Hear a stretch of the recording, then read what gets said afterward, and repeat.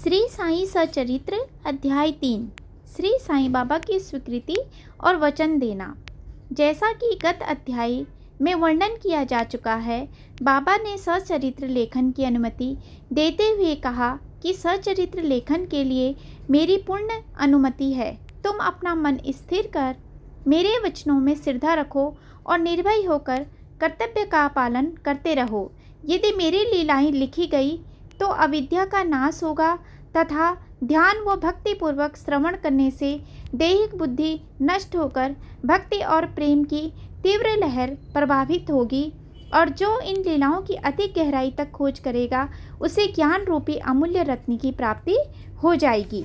इन वचनों को सुनकर हेमांड पंत को अति हर्ष हुआ।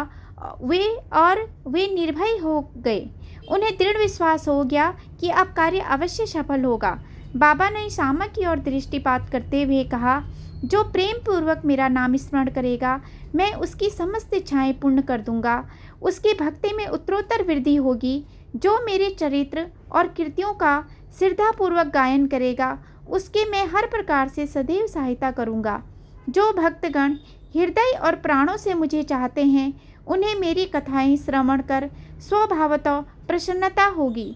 विश्वास रखो कि जो कोई मेरी लीलाओं का कीर्तन करेगा उसे परमानंद और चिर संतोष की उपलब्धि हो जाएगी।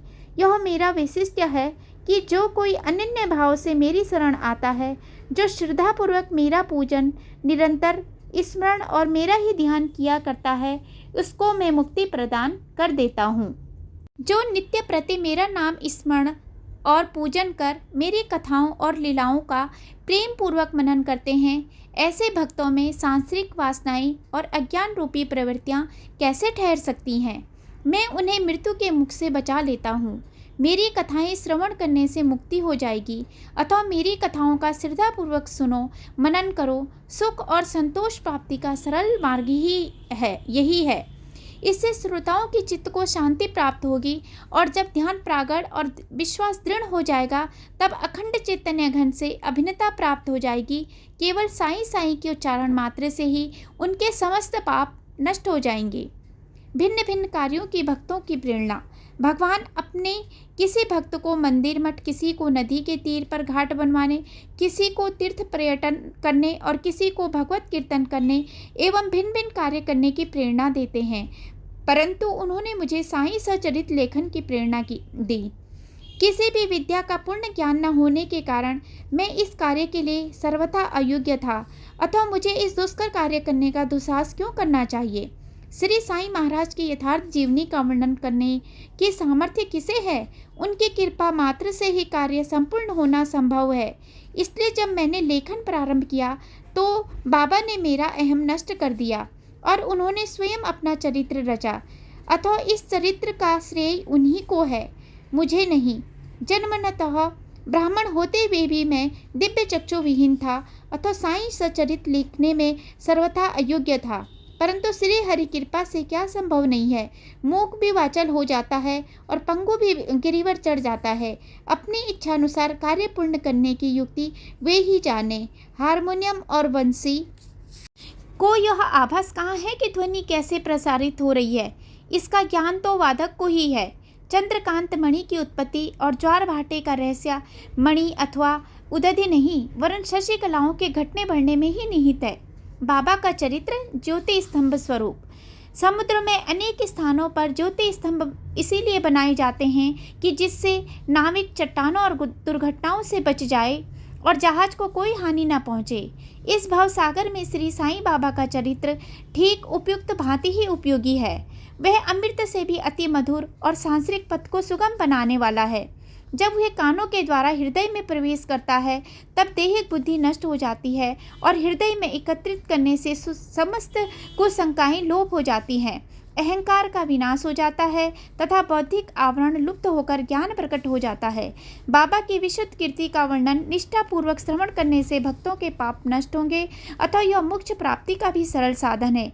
सतयुग में सम तथा दम, त्रेता में त्याग, द्वापर में पूजन और कलयुग में भगवत कीर्तन ही मोक्ष का साधन है। यह अंतिम साधन चारों वर्णों के लोगों को साध्य भी है। अन्य साधन योग, त्याग, ध्यान, धारणा आदि आचरण करने में कठिन है, परंतु चरित्र तथा हरि कीर्तन का श्रवण तो अत्यंत ही सुलभ है। केवल उन पर ध्यान देने की ही आवश्यकता है। कथा श्रवण और कीर्तन से इंद्रियों की स्वाभाविक विषय शक्ति नष्ट हो जाती है और भक्त वासना रहित होकर आत्म साक्षात्कार की ओर अग्रसर हो जाता है। इसी फल को प्रदान करने के हेतु उन्होंने सहज चरित्र की रचना कराई। भक्तगण अब सरलतापूर्वक चरित्र का अवलोकन करें और साथ ही उनके मनोहर स्वरूप का ध्यान कर गुरु और भगवत भक्ति के अधिकारी बने तथा निष्काम होकर आत्म साक्षात्कार को प्राप्त हों। साईं सचरित का सफलतापूर्वक संपूर्ण होना यह साईं महिमा ही समझें। हमें तो केवल एक निमित्त मात्र ही बनाया गया है। मात्र प्रेम। गाय का अपने बछड़े पर प्रेम सर्वविदित है।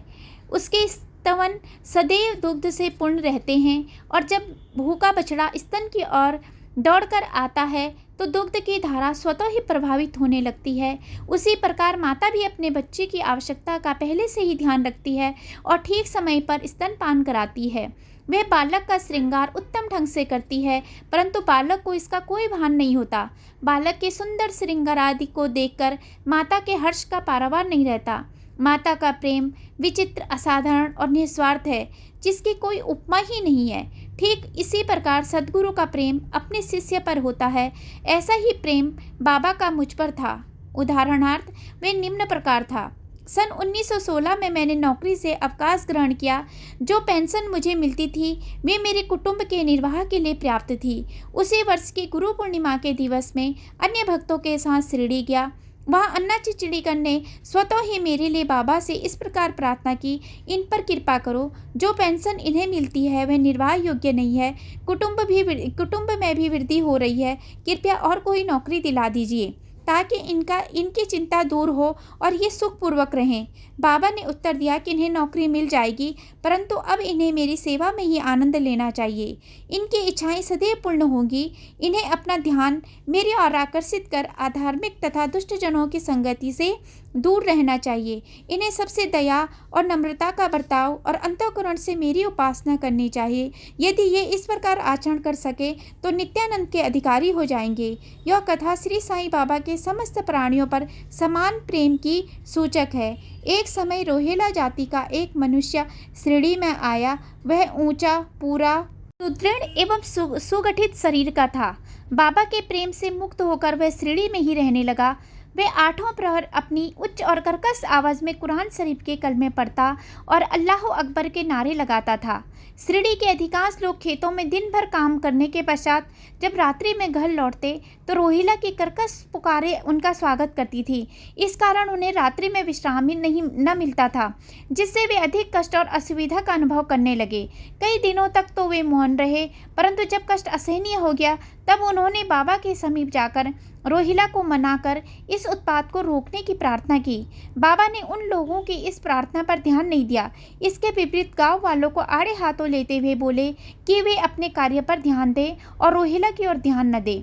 बाबा ने उनसे कहा कि रोहिला की पत्नी बुरे स्वभाव की है और वह रोहिला को तथा मुझे कष्ट पहुंचाती है, परंतु वह उसके कलमों के समक्ष उपस्थित होने का साहस करने में असमर्थ है और इसी कारण वह शांति और सुख में है।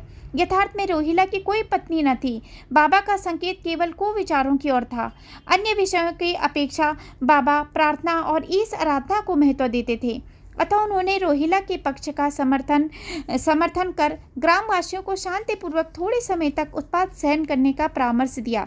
एक दिन दोपहर की आरती के पश्चात भक्तगण अपने घरों को लौट रहे थे, तब बाबा ने निम्नलिखित अति सुंदर उपदेश दिया। तुम चाहे जहाँ भी रहो, जो इच्छा हो सो करो, परंतु यह सदैव स्मरण रखो कि जो कुछ तुम करते हो वह सब मुझे ज्ञात है। मैं ही समस्त प्राणियों का प्रभु और घट घट में व्याप्त हूँ। मेरे ही उदर में समस्त जड़ व चेतन प्राणी समाये हुए हैं। मैं ही समस्त ब्रह्मांड का नियंत्रण करता व संचालक हूँ। मैं ही उत्पत्ति, स्थिति व संहारक करता हूँ। मेरी भक्ति करने वालों को कोई हानि नहीं पहुँचा सकता। मेरे ध्यान की उपेक्षा करने वाला माया के पास में फंस जाता है। समस्त जंतु, चींटियाँ और दृश्यमान, परिवर्तनमान और स्थायी विश्व मेरे ही स्वरूप हैं।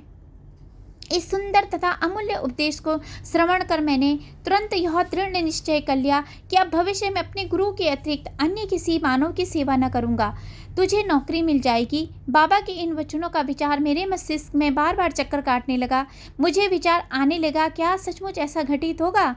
भविष्य की घटनाओं से स्पष्ट है कि बाबा के वचन सत्य निकले और मुझे अल्पकाल के लिए नौकरी मिल गई। इसके पश्चात मैं स्वतंत्र होकर और एक चित्त से जीवन पर्यंत बाबा की ही सेवा करता रहा। इस अध्याय को समाप्त करने से पूर्व मेरे पाठकों से विनम्र प्रार्थना है कि वे समस्त बाधाएं जैसे आलस्य, निद्रा, मन की चंचलता व इंद्रिया आसक्ति दूर कर और एक चित हो अपना ध्यान बाबा की लीलाओं की ओर दे और स्वाभाविक प्रेम निर्माण कर भक्ति रहस्य को जाने तथा अन्य साधनाओं में व्यर्थ श्रमित न हो। उन्हें केवल एक सुगम उपाय का पालन करना चाहिए और वह है श्री साईं लीलाओं का श्रवण। इससे उनका अज्ञान नष्ट होकर मोक्ष का द्वार खुल जाएगा।